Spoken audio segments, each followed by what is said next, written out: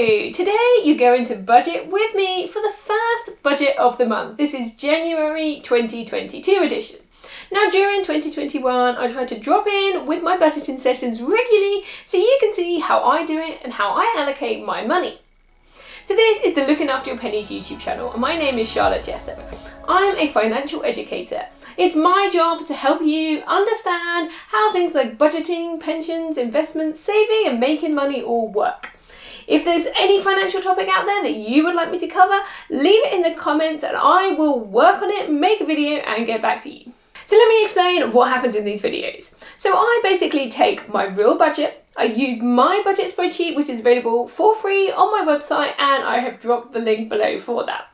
So this allows you to see how I use that tool to manage my money. And I can show you some of the decisions that I make around my finances, which could help you have a little bit of guidance around yours. If you're new to budgeting, you might find this really helpful to see how somebody who has been doing this for a long time, and I have tweaked and changed and modified my budget as I have gone over the years, so how somebody who is a pro budgeter actually manages their money month to month. So let's dive in and take a look at what we've got. So you will see over on the left hand side here we have the income. We then have the money that comes in from benefits, and then we have any additional money. So this could be through, side hustling, birthday money, that sort of thing. So that goes in that box.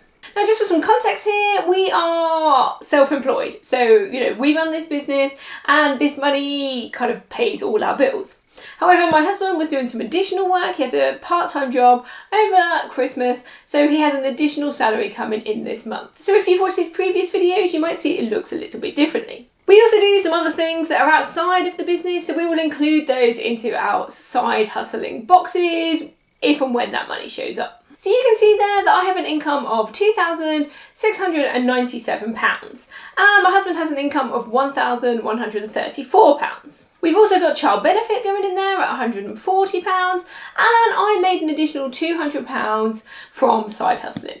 Now for the first time I haven't included the pence in these. I decided that was probably less important. My finances are more established now, and it's not so important for us to kind of go right down to the pence.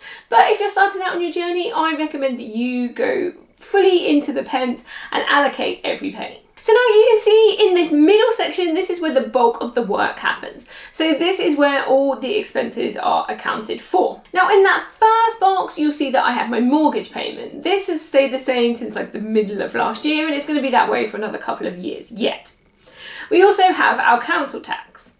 Now occasionally I will make an overpayment on our mortgage depending on how I'm feeling about our finances. So I sometimes put that in red just to remind myself that maybe I want to make an additional overpayment in that area. I also flagged up the council tax as I wasn't sure when the change was going to happen, if it might go up this year, but I'm not expecting to see that probably until around March, April time with the new tax year. So those figures can now go into black if I wanted to, but I'm used to my budget so I'm not that bothered. Now the next section we have is utilities. Now these have changed a little bit recently. So for example, our electricity bill, we put that up a little bit. There was an increase in cost and we were using more of it. We were at home a lot more. So that has been put up to reflect that. Our water bill is still quite high. I'm not entirely sure why that is. Maybe that's something I need to look into. But that again has stayed consistent recently. I actually lowered it because we got a bill through that said we were actually in credit. So I was like, I'm going to change that and move that down a little bit so that we can be in pocket rather than paying over the odds. We've got our telephone bill in there, which is £21.50. We changed that a couple of months ago. I actually did a TikTok about this, about how I managed to get some vouchers and bits and pieces by doing that. And this is actually lower than it was before. So it was £23 before, so it's gone down by £1.50 a month. And then finally, I have my mobile phone bill in there at £28.61. This does stay the same, but it did change in the last couple of months, so I popped it there in red just to check up on that and make sure it was sort of hovering at around the same point. One thing I'm going to be trying to do with my mobile phone bill going forwards is using Airtime Rewards. So this is a way of getting cash back on your everyday purchases just by using your card, but you can then take the money off your mobile phone bill. So it could be that this figure goes down in the future as I start to utilize that app more. If this is something you're interested in, I have dropped a link in the bio. I do get a small referral bonus if you use that link, but it could save you a lot of money on your mobile phone bill if you use it. Right, now this food and drink box probably looks a little bit weird. So I actually pay for things like food and drink and petrol and kind of like the day-to-day expenses, or really as much as I can, on my American Express card. And the reason I do this is because I get cash back. Now, rather than kind of allocate the money for food and drink, I just put the bill that I'm going to have to pay this month into that box. So you can see that figure there. Now, this one is much higher than it would normally be, and that's because I put all of our Christmas spending on there as well. Now, what normally happens with this is that I have a sinking fund. So I have been saving all through the year to put some money towards this bill. I'm not quite sure how I'm going to factor this into this budget, but I think what I'm going to do is I'm actually going to leave that money in my sinking fund and try and pay for this bill out of our usual spending. Then I can kind of add my sinking fund amount into my savings or into my investments on top of what I normally would. So that's kind of the objective here. That explains what this figure is about. It is a big number, way more than it normally is. And like I said, that's because of our additional Christmas spending. In the transport box, like I said, fuel goes onto the credit card as well, but I then make a £35 payment into a sinking fund, which covers us for things like car insurance, car tax, and the MOT when that comes around. So I've calculated this cost based on what it has cost me in previous years. Our car is fairly old and it's fairly cheap to run, so it's not a huge expense that we need to put aside each month for these sorts of things. So I just have that set up, that goes into a sinking fund. It could be because of inflation that in future months I need to increase this a little bit. I expect that our insurance might be a little bit more than I'm expecting because of this additional rise in inflation. Okay, I'm going to skip the savings bit and come back to that in a second.